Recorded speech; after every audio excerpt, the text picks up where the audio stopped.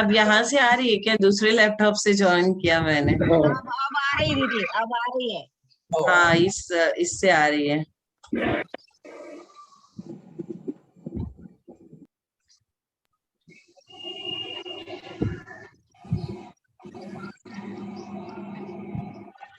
ठीक है, इसको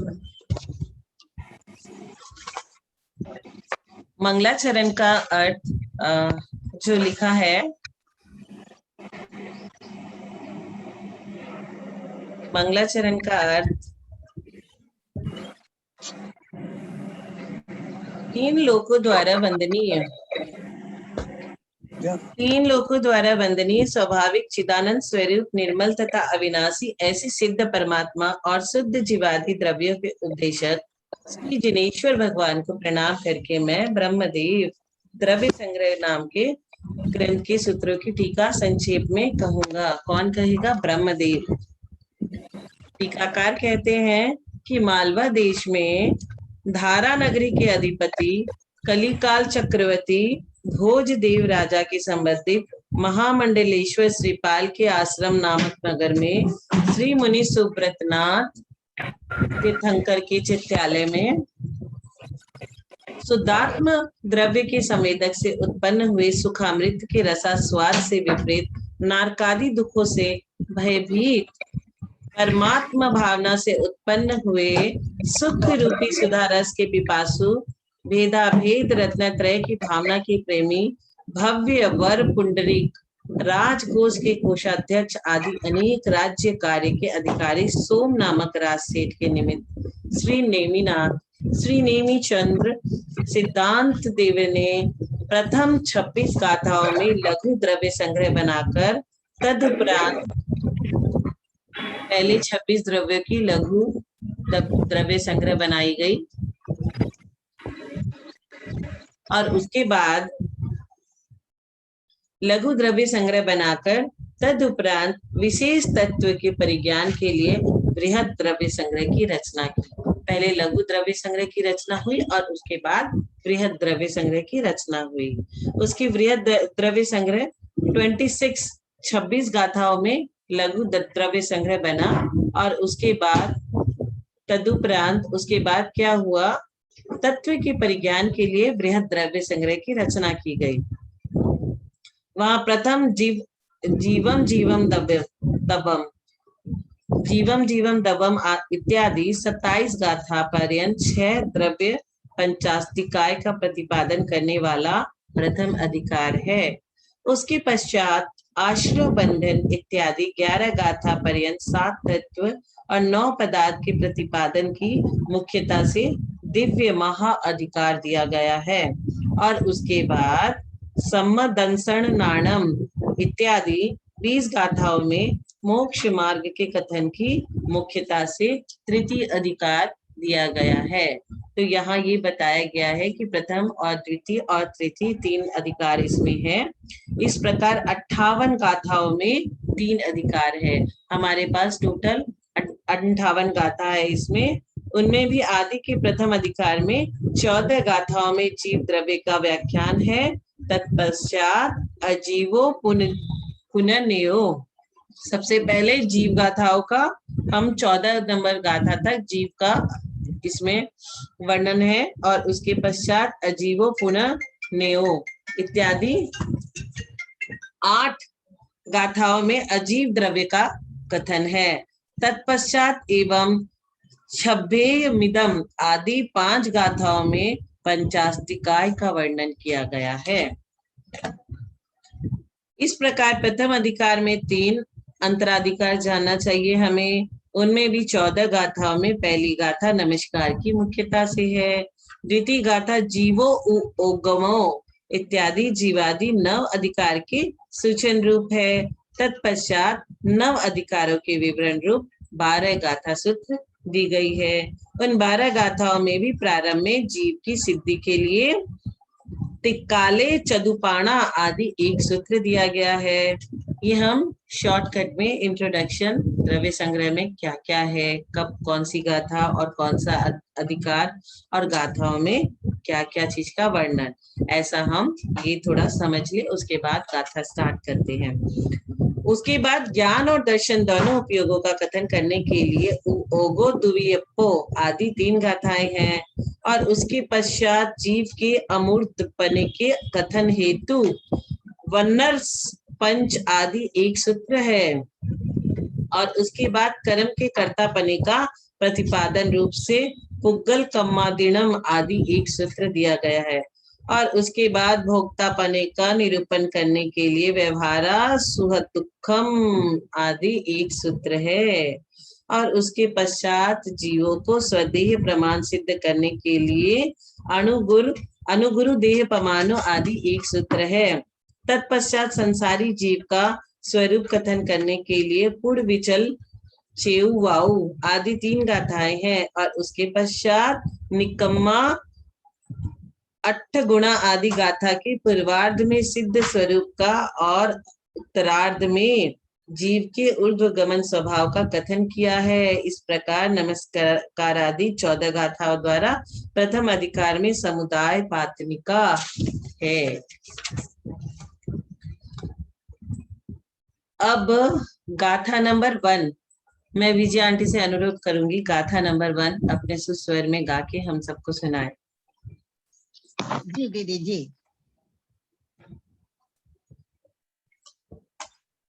ये जो आपने पढ़ी ना सोनू दीदी टीका, ये बहुत अच्छी टीका है, ब्रह्मदेव सूरी की है। हाँ, बहुत टीका है द्रव्य संग्रह की, बहुत अच्छी। और इसमें जो 9 अधिकारों में जीव तत्व का वर्णन किया है ना, वैसा किसी भी ग्रंथ में नहीं है। बहुत सुंदर 9 अधिकार, बहुत सुंदर। जय बोलिए आचार्य नेमिचंद्र देव की जय। जीवम जीवम दौवम जिनवर वसहे न जेन निदिठम देविंद विंद वंदम वंदे तम सर्वदा शिरसा।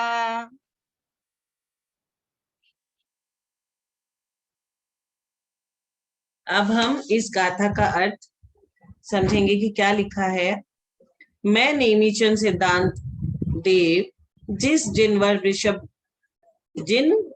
वृषभ ने जीव और अजीव द्रव्य का वर्णन किया है, उस देवेंद्र के समूह से वंद तीर्थंकर परम देव को सदा मस्तक द्वारा नमस्कार करता हूँ।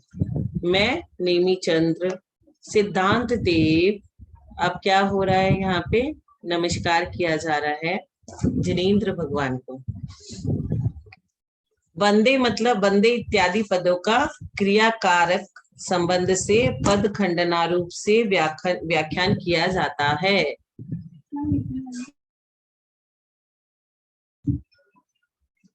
वंदे एक देश शुद्ध निश्चय से स्वशुद्धात्मा आराधना लक्षण, निःशुद्धात्मा की आराधना जिसका लक्षण अर्थात स्वरूप है, ऐसे भाव स्तवन द्वारा तथा अशुद्ध भूत व्यवहार नय से उसके प्रतिपादक वचन रूप द्रव्यस्थ वन द्वारा नमस्कार करता है। परम शुद्ध निश्चय से तो बंध बंधक भाव नहीं है। वह नमस्कार करने वाला कौन है, कौन नमस्कार कर रहा है और किसको नमस्कार कर रहा है? मैं नेमिचंद्र सिद्धांति देव हूँ। किस प्रकार नमस्कार करता हूँ? सर्वदा, सदा मतलब हमेशा।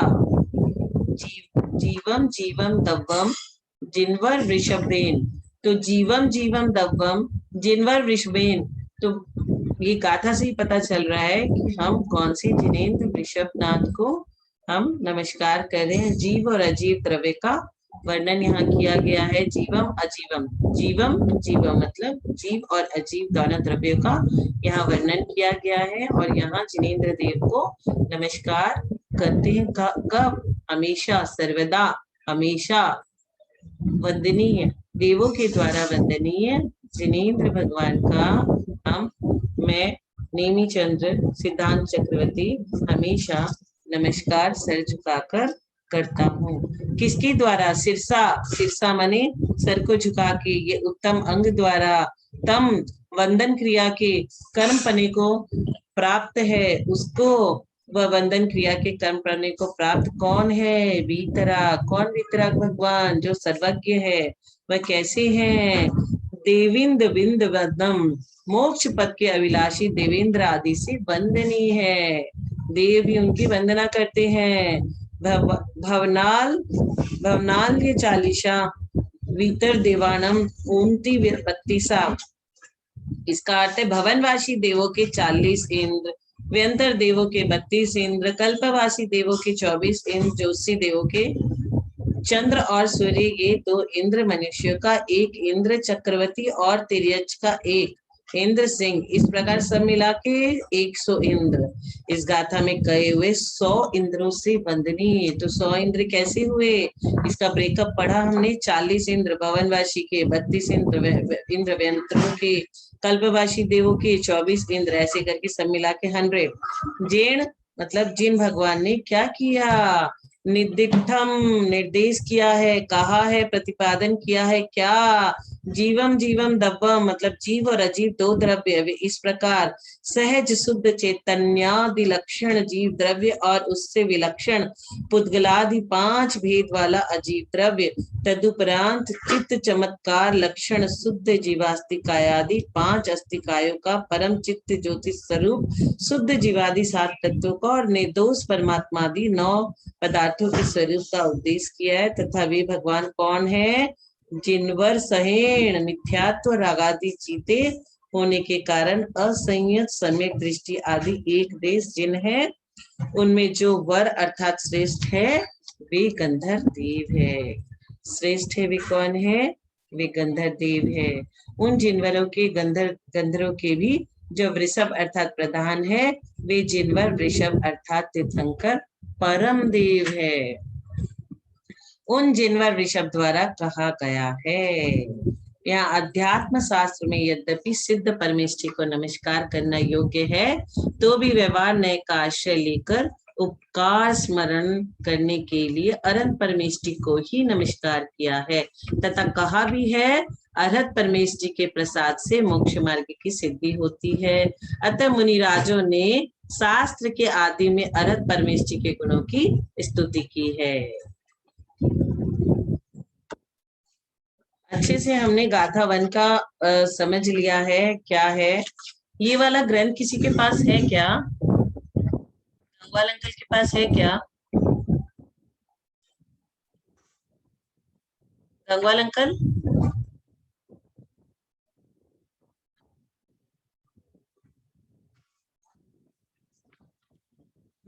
आंटी आपके पास है क्या? बोलिए दीदी, क्या आपके पास ये ग्रंथ है क्या? हाँ मेरे पास तो है। तो हम यहाँ तक अभी अपना हुआ है ना 6 नंबर पेज में। हाँ नहीं, वो ब्रह्मदेव सूर्य की टीका तो नहीं है शायद मेरे पास। अच्छा, हाँ सिर्फ गाथाएं है। तो पहली गाथा जो है ना, उसका थोड़ा सा और एक्सप्लेनेशन आप करोगे क्या? इतना वो आपने पढ़ा हो तो वैसा ही था, लेकिन अपने को यही देखना है कि मेन तो मुख्य रूप से द्रव्य 2 ही है, जीव और अजीव, है ना। जीव और अजीव यही मुख्य रूप से द्रव्य है। और ये द्रव्य जिनवर बसहे न जैन निदिठम, ये किसने बताया है? तो जिनेन्द्र देव ने हमें बताए हैं। और जिनेन्द्र देव कैसे है? तो वो 100 इंद्रों के द्वारा वंदित है। और ऐसे जिनेन्द्र देव को मैं नित्य ही अपना मस्तक झुकाकर नमस्कार करता हूँ, यह अर्थ है। अब 100 इंद्रों के नाम की गाथा आती है मुझे, बोलूं दीदी मैं? आंटी आपको ही अभी 10 मिनट और बोलना है, मेरी एक हियरिंग है। आप बढ़िया से गाथा लेके 10 मिनट तक इसको एक्सप्लेन करिए और अच्छे से। फिर कल हम 2 नंबर की गाथा लेंगे। आज 100 आप करके आप वो जिनवानी स्तुति भी आप कराओगे।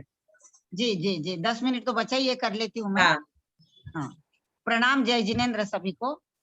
भवनालय 40 विंतर देवान होंति 32, कप्पा मर 24, सुरो नरो तिरियो वा, सुरो नरो चंदो तिरियो वा, यानी एक तो दिन का चक्रवर्ती मनुष्यों का, और सूर्य और चंद्र और तिर्यंचों का सिंह, इस प्रकार। और बाकी थे 96 और ये 400। इस प्रकार इन 100 इंद्रों से कैसे है जिनेन्द्र देव हमारे? वंदित है, पूजनीय है, सदा ही ये सौइंद्र उनकी वंदना करते हैं। ऐसे जिनेन्द्र देव को हम भी अपना शीश झुकाकर नमस्कार करते हैं, वंदना करते हैं, ऐसा यहाँ बताया। और आगे की गाथा में जो बताया है ना उन्होंने, तो उसमें ये बताया है कि जीव द्रव्य का 9 अधिकारों में बहुत ही सुंदर वर्णन किया है, जो और किसी ग्रंथ में विशेष रूप से नहीं देखा गया। तो जीव के जो 9 अधिकार है, उसमें उन्होंने क्या कहा? जीवो उयोग ममो, जीव कैसा है? उपयोगमयी है। अमूर्ति, जीव कैसा है? अमूर्तिक। जो शुद्ध जीव द्रव्य है वह कैसा है? अमूर्तिक ही है। और करता है। सदेह परिमाणो, यानी अपने देह प्रमाण है। जीव आत्मा कैसा रहता है अपने शरीर में? अपने देह प्रमाण। चींटी के शरीर में है तो चींटी के प्रमाण, मनुष्य के शरीर में है तो मनुष्य के प्रमाण, हाथी के शरीर में है तो हाथी के प्रमाण। और भोक्ता भी है। संसार तो संसार में स्थित है। और सिद्धों कैसे? सिद्ध भगवान तो विश्वसो डगई, स्वभाव से ही उनका ऊर्ध्वगमन करने का स्वभाव है। इस प्रकार यहाँ जीव द्रव्य का 9 अधिकारों में बहुत ही सुंदर वर्णन किया गया है। और जो जीव और अजीव द्रव्य बताए हैं ना, तो जीव द्रव्य तो है और जो अजीव द्रव्य है वो 5 प्रकार के हैं। जेठी भाई साहब आप बताएंगे 5 कौन से हैं अजीव द्रव्य?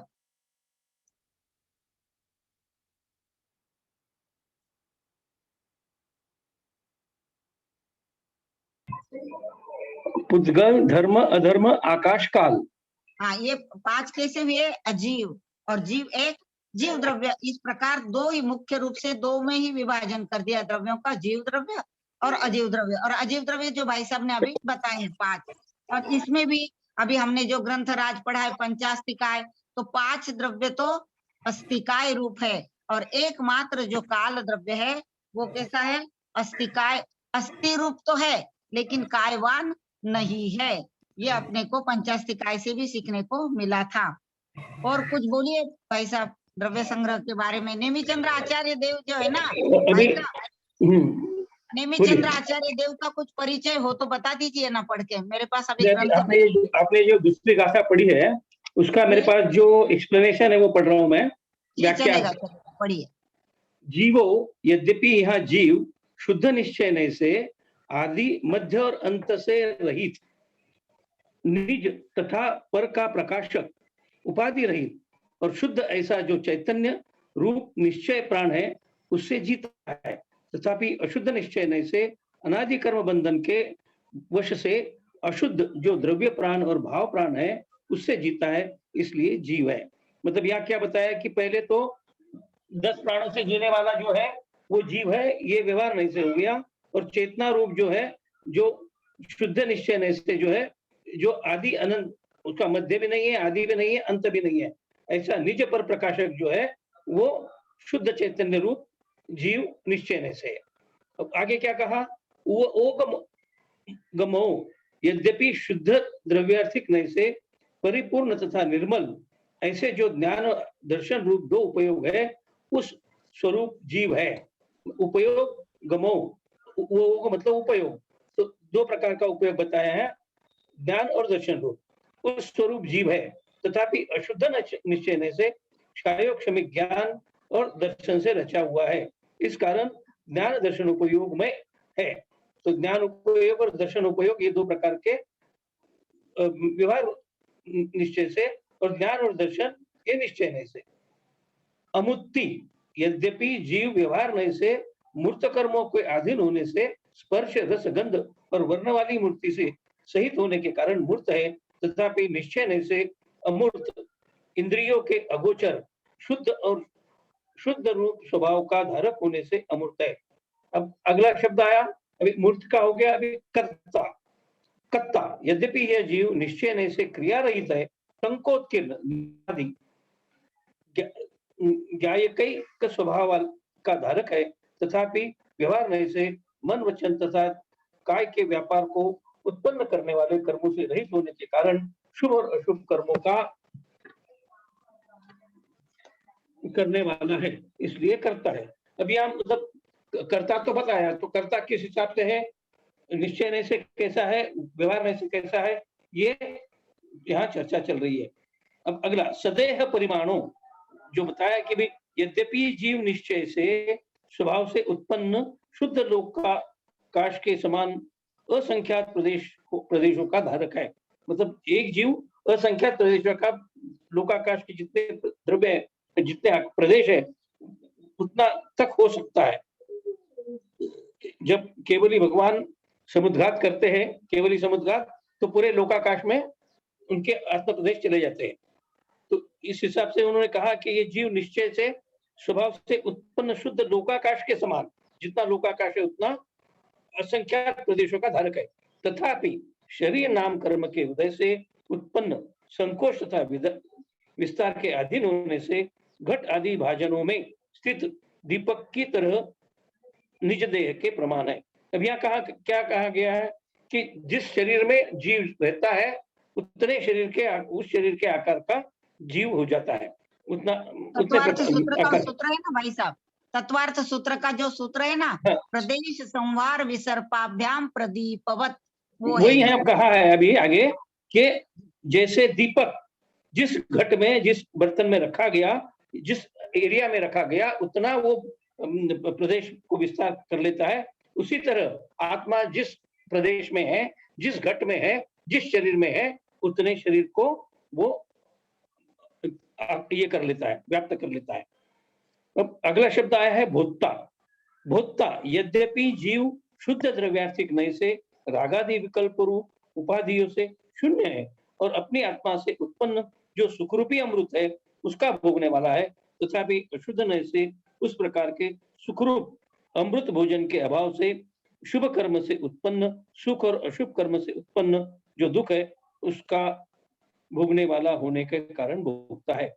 यहाँ शुद्ध द्रव्यार्थिक नय और पर्यायार्थिक नय दोनों ले लिए उन्होंने। द्रव्यार्थिक नय से तो जो भाव अपने हो रहे रागादि विकल्प रूप, जो भाव ये रागादि विकल्प रूप शुद्ध द्रव्यार्थिक नय से वो कुछ नहीं करता है जीव, लेकिन व्यवहार से करता है। जो अपनी आत्मा से उत्पन्न सुखरूपी अमृत है उसका ही भोगने वाला है, सिर्फ आत्मा का जो स्वभाव है उसका ही भोगने वाला है द्रव्यार्थिक नय से। लेकिन अशुद्ध निश्चय नय से क्या हो रहा है, अशुद्ध नय से वो जो भी हमने शुभ अशुभ भाव किए हैं उसका जो फल हमें मिल रहा है, अशुभ भाव के कारण दुख और शुभ भाव के कारण सुख जो मिल रहा है उसका हम भोगने वाला है। संसार अर्थो, संसार में स्थित है अर्थात संसारी है। ये जब तक जीव कर्मों से लदा हुआ है, कर्मों से बंधा हुआ है, तब तक वो संसारी है। यद्यपि शुद्ध जीव निश्चय नय से संसार रहित है और नित्य आनंद रूप एक स्वभाव का धारक है, तथापि अशुद्ध निश्चय नय से द्रव्य, क्षेत्र, काल, भव और भाव इन भेदों से 5 प्रकार के संसार में रहता है, इस कारण संसारस्थ है। अगला शब्द आया सिद्धो, सिद्ध है। यद्यपि यह जीव व्यवहार नय से निज आत्मा की प्राप्ति स्वरूप जो सिद्धत्व है उसके प्रतिपक्षी कर्मों के उदय से असिद्ध है, तथापि निश्चय नय से अनंत ज्ञान, अनंत गुण स्वभाव का धारक होने से सिद्ध है। मतलब जब तक संसारी है तब तक वो सिद्ध नहीं है और असिद्ध है, और जब कर्मों से मुक्त हो जाएगा तो अनंत गुण का धारक, अनंत ज्ञान का धारक वो सिद्ध बन जाएगा। सो वह इन पहले कहे हुए गुणों का धारक जीव विसर्ग ढो ढगई, जब यदि कर्मों से मुक्त हो जाता है जीव तो क्या होता है, विसर्ग ढो ढगई, स्वभाव से ऊर्ध्व गमन करने वाला है। इसकी भी गाथा तत्वार्थ सूत्र के 10वें अध्याय में आई हुई है। यद्यपि व्यवहार से 4 गतियों को उत्पन्न करने वाला कर्मों के उदय के वश से ऊंचा, नीचा तथा तिरछा स्तवन करने वाला है, तथापि निश्चय नय से केवल ज्ञान आदि अनंत गुणों की प्राप्ति स्वरूप जो मोक्ष है उसमें जाने के समय स्वभाव से ऊर्ध्वगमन करने वाला है। यहाँ पर पदखंडना रूप से खंडान्वय की रीति से शब्द का अर्थ कहा और शुद्ध तथा अशुद्ध इन दोनों नयों के विभाग से नय का अर्थ भी कहा है। अब मत का अर्थ कहते हैं। चार्वाक के प्रति जीव की सिद्धि की गई है, नैयायिक के प्रति जीव का ज्ञान तथा दर्शन उपयोग लक्षण है, यह कथन है। भट्ट तथा चार्वाक के प्रति जीव का अमूर्त स्थापन है, सांख्य के प्रति आत्मा कर्म का करता है, ऐसा व्याख्यान है। आत्मा अपने शरीर प्रमाण है। यह स्थापन नैयिक, मीमांसक और सांख्य इन तीनों के प्रति है। आत्मा कर्मों का भोक्ता है, यह कथन बौद्ध के प्रति है। आत्मा संसारस्थ है, ऐसा व्याख्यान सदाशिव के प्रति है। मतलब इसमें सारे मत एकत्रित आ गए, सारे मतों का इन्होंने यहाँ एक इसमें वर्णन कर दिया है।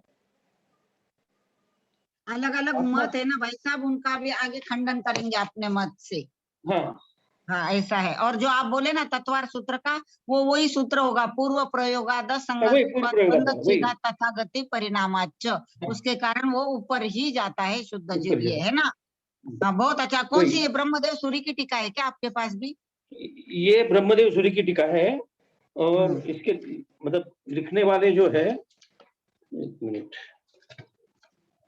पंडित जवाहरलाल जी शास्त्री है। हाँ नाम सुना है मैंने जवाहरलाल जी का। पंडित मेरे पास जवाहरलाल जी नहीं है शास्त्री जरा की है। टीका। हाँ तो ये आपकी टीका आपके पास ही रखा कीजिए, अपन पढ़ेंगे ना उसमें से। मेरे पास सिर्फ गाथाएं है।